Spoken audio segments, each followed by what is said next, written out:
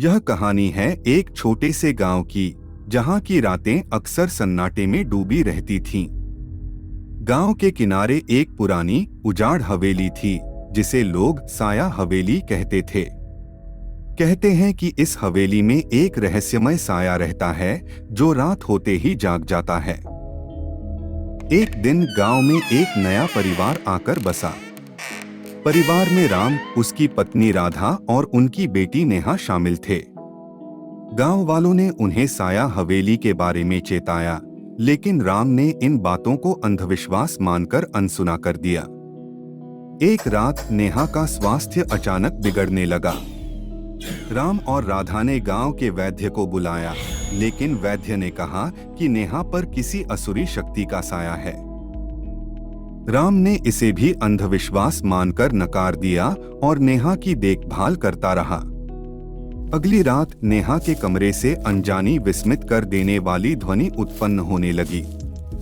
राम तथा राधा ने कक्ष में जाकर देखा तो नेहा बिस्तर पर नहीं थी। वे हड़बड़ाहट में उसे ढूंढने लगे। तभी हवेली के खिड़की के पास एक काले साये को देखा, जो नेहा को अपने साथ ले जा रहा था। राम ने हिम्मत जुटाकर उस साये का पीछा किया। जैसे ही वह हवेली के अंदर पहुंचा, उसने देखा कि साया नेहा को एक अजीब सी भाषा में कुछ बड़बड़ा रहा था।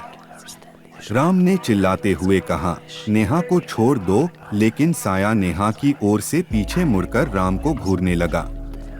उसकी आंखें जलती हुई लाल थीं और उसकी उपस्थिति से पूरा कमरा ठंडा हो गया था। साये ने राम से कहा, यह मेरी हवेली है, यहाँ कोई नहीं आ सकता। जो भी आएगा उसे इसका मूल्य चुकाना पड़ेगा। राम ने हिम्मत नहीं हारी और आगे बढ़कर साये पर प्रहार करने का प्रयास किया, लेकिन उसका हाथ साये के पार निकल गया, जैसे वह हवा हो। साया ने फिर कहा, तुम्हें अपनी बेटी वापस चाहिए तो तुम्हें मेरी एक शर्त माननी होगी। राम ने सहमते हुए पूछा, क्या शर्त? साया ने कहा, तुम्हें इस हवेली में एक रात बितानी होगी। अगर तुमने यह रात ठीक ठाक बिता ली तो नेहा तुम्हें वापस मिल जाएगी। राम ने मजबूरी में साये की शर्त मान ली। उसने राधा को नेहा के पास रहने को कहा और खुद हवेली में रात बिताने का निर्णय लिया। रात भर राम ने अजीब आवाजें सुनी, दीवारों पर परछाइयां देखी और ठंडी हवा का एहसास किया। वह डर के मारे कांप रहा था, लेकिन अपनी बेटी के लिए उसने यह सब सहन किया। सुबह होते ही साये ने राम को छोड़ दिया और नेहा को उसके पास वापस लाया। राम ने देखा कि नेहा अब बिल्कुल ठीक थी और साये ने कहा, तुम्हारी हिम्मत ने तुम्हें जीत दिलाई।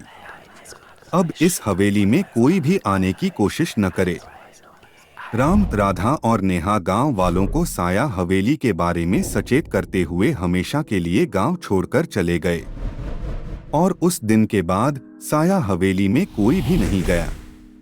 कहानी का साया हमेशा उन लोगों के दिलों में बना रहा, जो उसे कभी भूल नहीं सके।